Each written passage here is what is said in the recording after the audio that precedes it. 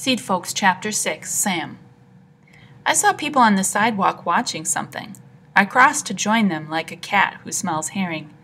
Men in jumpsuits, from the jail I think, were clearing the lot. Unbelievable. The woman beside me told me the land was for anyone who wanted a garden. Even more unbelievable. The word paradise came out of my mouth without thinking. The woman looked at me strange.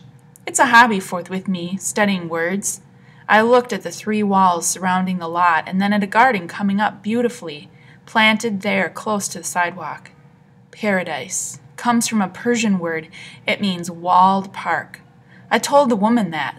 This time she gave me a little smile. I smiled back. That's my occupation. You've seen fishermen mending the rips in their nets? That's what I do, only with people. I used to try to patch up the whole world. For 36 years I worked for different groups promoting world government, setting up conferences on pacifism, raising money, stuffing envelopes. Not that I've given up the fight. I've just switched battlefields, from the entire planet to this corner of Cleveland. Sometimes I think I've actually had more effect on the world since I retired. What do? I smile at people, especially black people and the ones from different countries. I get them looking up at me instead of down or off to the side. I start up conversations in lines and on the bus and with cashiers. People see I'm friendly no matter what they've heard about whites or Jews.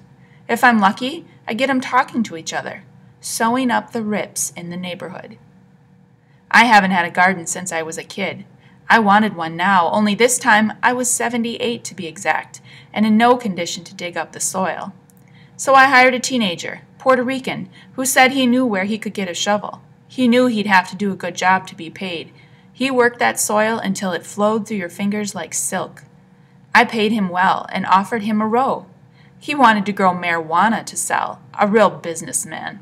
We discussed this. We finally compromised on pumpkins, after I explained how much he would probably get for them at Halloween, not to mention the advantages of staying out of jail.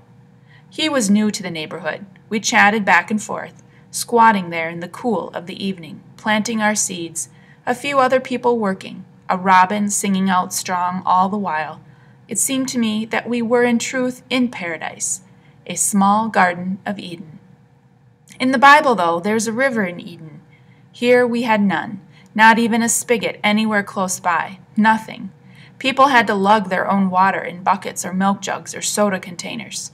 Water is heavy as bricks, trust me, and new seeds have to be always moist. And in all of June, it didn't rain but 4 days. The result? People bent over like coolies, walking sometimes 3 or 4 blocks, a gallon jug in each hand, complaining all the time about the water. Mine I had hauled by a 3rd grader with a wagon. The contest I started came later.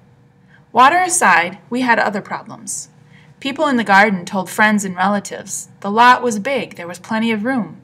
But when newcomers joined, at least at the beginning, they could usually get a spot near people they knew. One Saturday, when the garden was fullest, I stood up a minute to straighten my back.